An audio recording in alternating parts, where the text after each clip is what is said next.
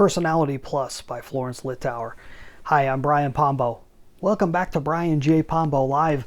I wanted to talk about this book today and how it would affect you in your business. But first, I have to move my chair. We record these live. We do not edit them. And my chair for the last handful of episodes keeps hitting the back.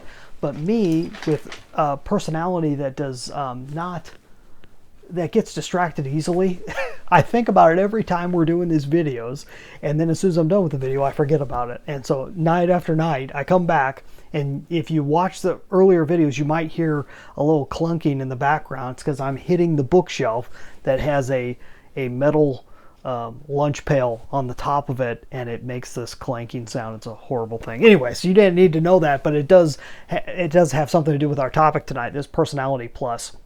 This was the first book I read on the 4 personality theory, which is the idea that everyone has a certain amount of all of the 4 quadrants of personalities. And depending on the amount of each one that you have is how your personality exudes itself in public.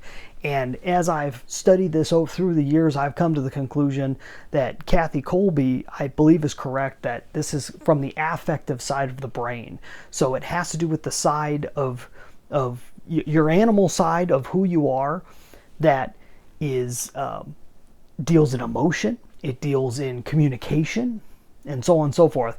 And it's a very specific area of the brain that people are considered 1, 2, 3, 4, one of the 4 different quadrants. These quadrants go by different names. You've probably heard of the colored ones, where you have certain colors that represent, I believe it's green, red, blue, and yellow, I believe.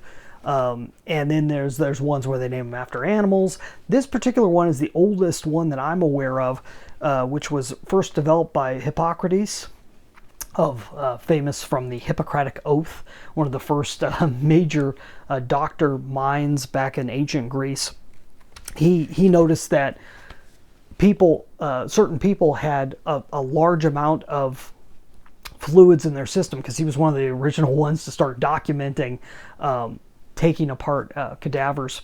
And he found that certain people had a large amount of bile or a large amount of phlegm in them, and he pointed it back to their personality, which is where you come up with these 4 names that Florence Littauer uses in her book, which the 4 names of the personality extremes, which is choleric, melancholy, sanguine, and why is my mind blanking?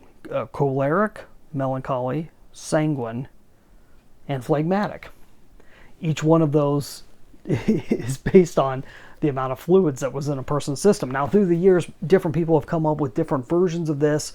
Different, actually famous philosophers have, and I can't remember them all off the top. I think Aristotle may have been one of them, that thought that there may be 5 personality extremes and so forth. And so this has been bandied about throughout time, but it all plays to the same general concept, that you probably have one major personality feature that shows up the most, and probably a secondary one that's most visible.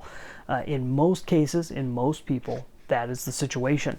Hers is a very very casual look at the whole thing. She goes into it deeply because of her personality, but she also she comes at it from a very unique perspective. She also pulls in a whole lot of her Christian perspective into it. If you're offended by that type of thing, this book probably wouldn't be for you. If you can look past it, whether you're for or against it, or see it the same way she does, it's worth a read. It is the first book I ever read on personality. About 20 years ago is when I first ran into this. There are 2 other books that have really influenced my look at personality, one a little more than the other, but each of them bring with it a different perspective and a different look. So the first is those 4. Those 4 also go by a different name that you may have heard of also, which is the DISC model, the DISC model. Still the exact same personalities, it just handles it a little bit slightly differently. The testing for it is different and everything else, but worth reading. Go check out. Florence Littauer just passed away last year. I believe she was 92 years old. and she was a dynamic speaker and a really interesting writer, interesting perspective on personalities. So go check that out. If you want to know more, this all comes back to the concept that I have about being relationship reliant. If you want to develop better relationships, whether you're a people person or not, I'm not a naturally direct people person. I'm an outgoing person, but I'm not a people-oriented person. And so it's helped me a lot to be able to handle people and be able to work with them and try and see it from their perspective by learning about personalities through the years. It's one piece of a larger puzzle of what makes up people. Okay, and it really is the animal side of people. It's an interesting thing. You could see the exact same thing if you spend a lot of time with one certain type of animal, like dogs is one in particular that you can really see the personality very clearly, and you can tell personality, it's not just something that humans have.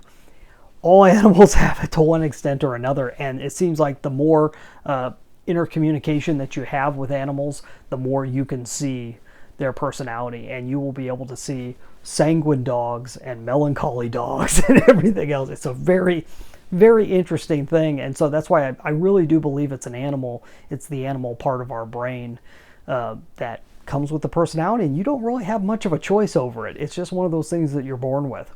But I'd love to hear your thoughts on personality. Leave them down below and watch the next 2 episodes where we'll be looking at those other 2 books. That's all I've got for tonight. Hey, while I'm here, don't forget about my book, 9 Ways to Amazon-Proof Your Business.